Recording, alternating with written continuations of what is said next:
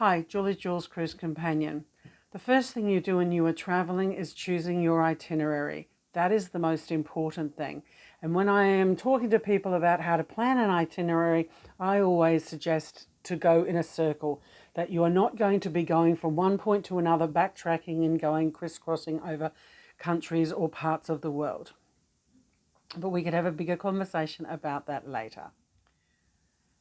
The second part to planning a holiday is the budget. You don't want to budget so cheaply that you are going to miss out on things. You don't want to under budget and spend so much money that you come back with an absolutely huge credit card debt and a sticker shock and some bad memories because of all the money that you have spent.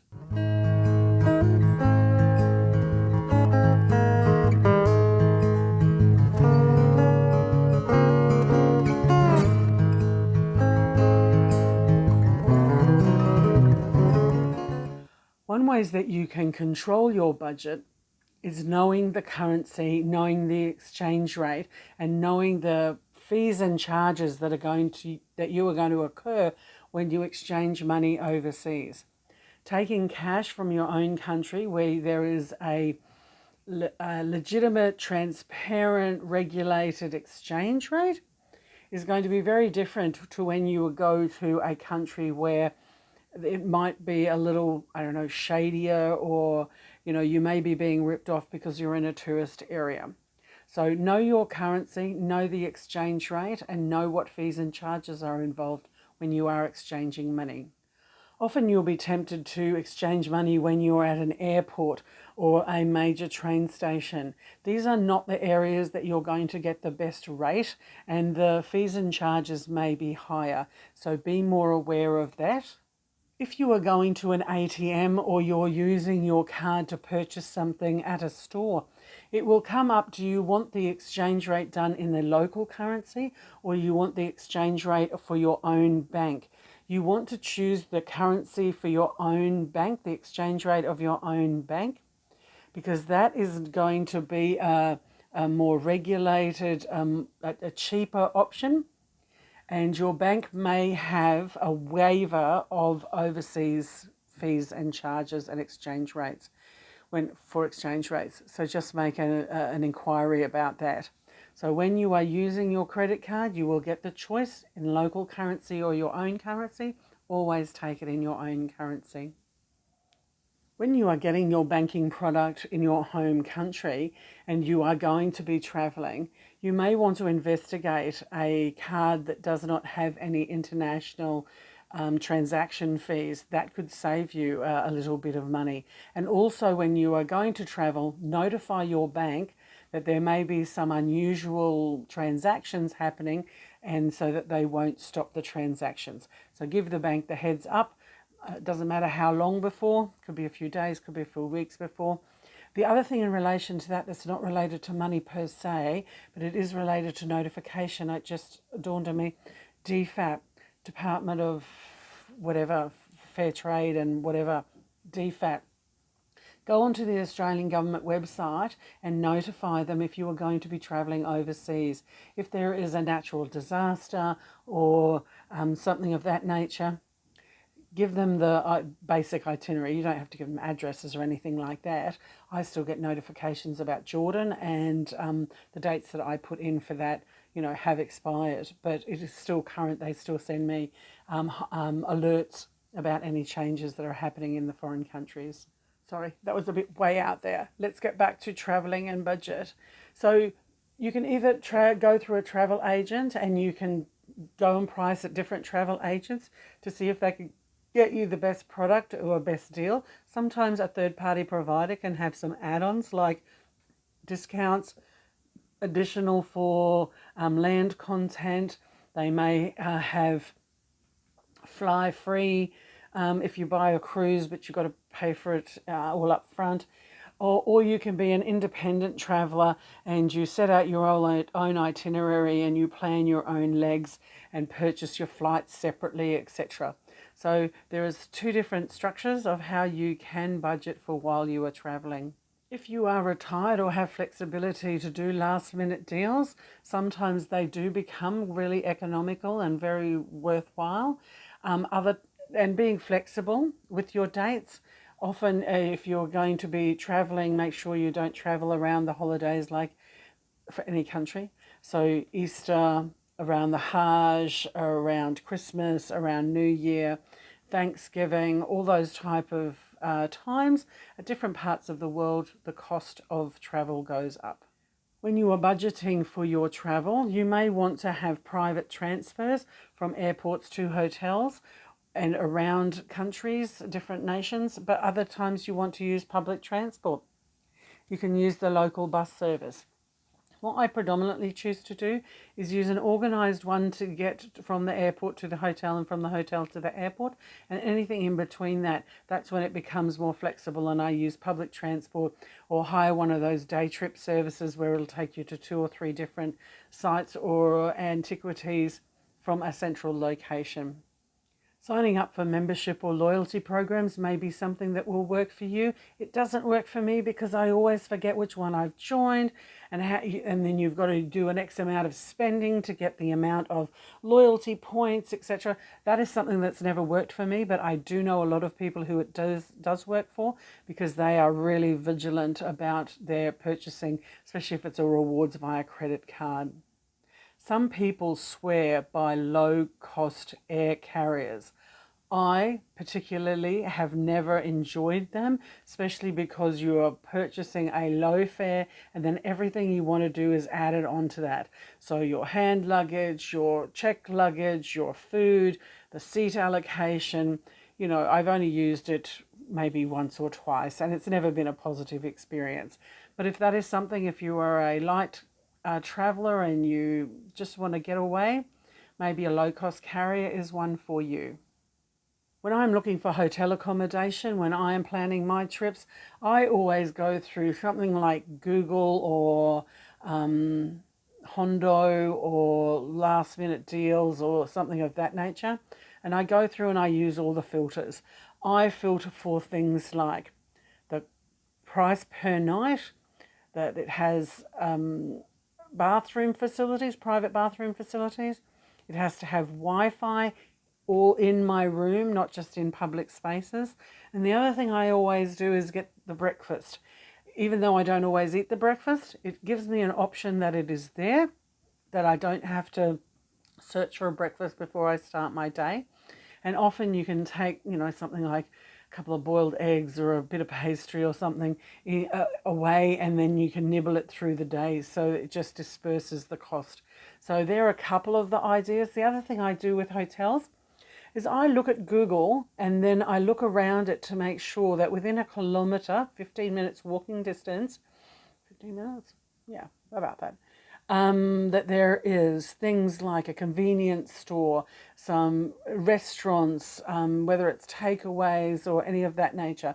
So, and it also has to be close to a public transport, like an underground or a bus station or a train station or something of that nature.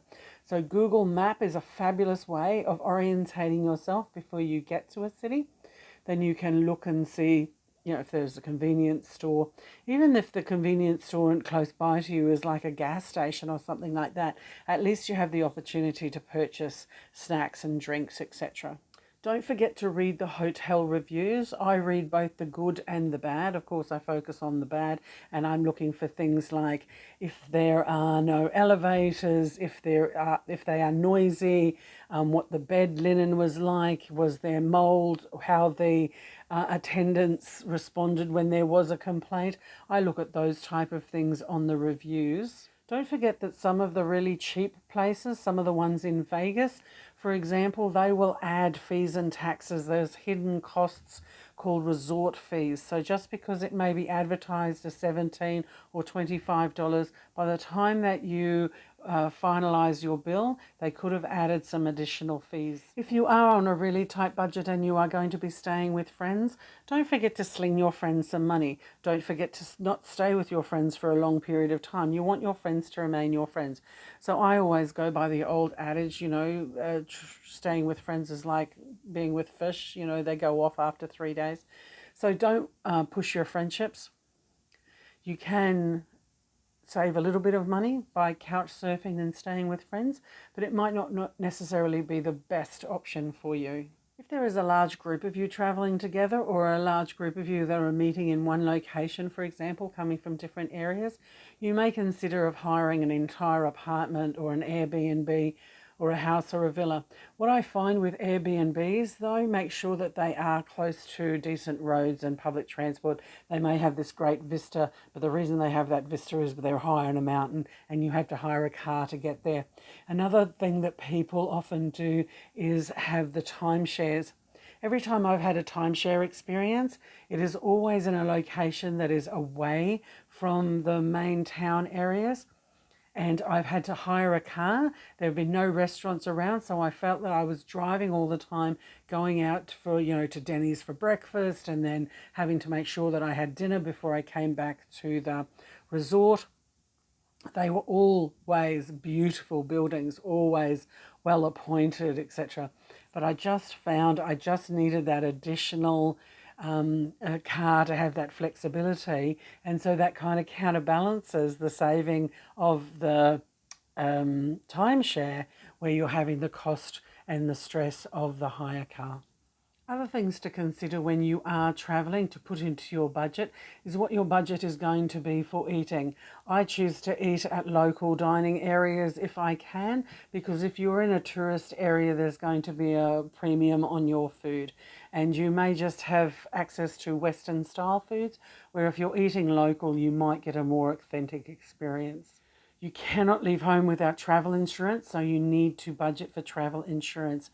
The older you get, the more difficult it is to get travel insurance, and the higher the cost of travel insurance. Sometimes you need evidence of travel insurance before you can get onto a plane or a plane or a boat. I don't know about trains, because I don't travel by train very much. But travel insurance is another thing that you should budget for. And when you start doing your bookings, make your payment for your travel insurance for the dates. If your dates do change, either way, you just contact the insurance agent and they can modify that anytime at all. I always get notifications from my insurance agent to say, oh, it's coming to the end of your policy. Do you want to extend it? So they're very flexible. Most companies want your money. The other thing I always do is I travel with a local SIM card. The moment that I get into any country, whether it was England, Serbia, or Jordan, or the States, I think I've had 3 or 4 different SIM cards. I had one for Hawaii. I bought one in Seattle at one time and another one over in Florida. I always have a local SIM card.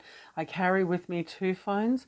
I have my standard phone and I have a cheap phone, one of my old unlocked phones. I always carry a local SIM card on me. It increases the flexibility of having to do anything. You can call hotel bookings in advance. You can order takeaways. You just have this flexibility that you can be checking the Google map to know where you are. For me as a solo traveler, it just adds a psychological safety net for me. So buy a SIM card whenever you arrive in a foreign country. The advantage of the European nations is once you've bought a SIM card, they are valid in all EU countries. So keep that in mind. Talking about money and being able to budget, make sure that you put your phone onto airplane mode, and so you are not incurring any costs that are going to be for roaming. I know in Australia they are giving an option for that $5 additional per day that you can have an international roaming part for your phone. $5 for me for the 3 months that I'm away. I may as well bought a new phone in every country. It's really not an economic option for me. It may be for you if you're just doing a short trip, so set that into your budget as well. Probably my last point to comment about is when you're budgeting for travel. If travel can be more flexible and it doesn't have to be in the peak season where it is more expensive, consider the shoulder seasons, the seasons coming into a season. So for example, if you're going to Alaska and you're wanting to cruise and the season is so limited, Buying a cruise in the first 2 weeks or the last 2 weeks may be a cheaper option and you need some additional flexibility just because if ports might not be open because the ice hasn't thawed, or at the end of the season, the ice might come in or the cold might come in early, and that you might miss some of the activities on the first and the last cruises. But they are cheaper, and that does give you some flexibility. You might not be able to get into, Juneau or one of those places, or the shore excursions might not be as widely available because the dogs aren't in, or the dogs have gone out for the season if you're doing the dog sleigh ones. Just things like that. It is cheaper, but you do require a little additional flexibility when you are booking in the shoulder seasons. There are a few of the thoughts that I have when I am thinking about my budget for travel.